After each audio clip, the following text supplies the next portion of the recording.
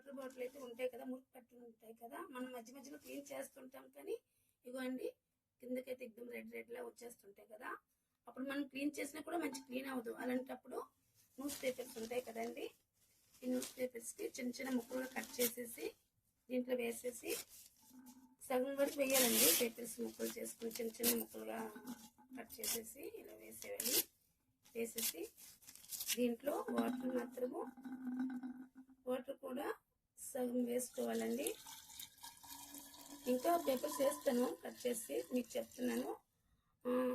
Water వేసుకున్నాం కదా, half an hour ఉంచేసి తర్వాత క్లీన్ చేసామంటే చాలా బాగా క్లీన్ అయిపోతుంది. మీ పిల్లల బాటిల్ కూడా ఇలాగా మురికి పట్టుంటే మీరు ఈ విధంగా చేయండి. ఎంత మురికైనా ఎంత ఎక్కువ మురికి పట్టున్నా కూడా ఇలాగ మీరు న్యూస్ పేపర్స్ ముక్కలుగా కట్ చేసి వేసి వాటర్ వేసుకున్నారంటే చాలా బాగా క్లీన్ అవుతుందండి. ఒకటి ట్రై చేయండి, అప్పుడే తెలుస్తుంది మీకు కూడా. నేను మళ్ళీ తర్వాత చూపిస్తాను క్లీన్ అయిన తర్వాత మీకు.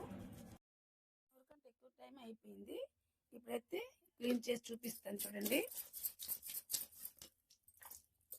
ఇది పడేస్తున్నాను కదా వాటర్ మొత్తము.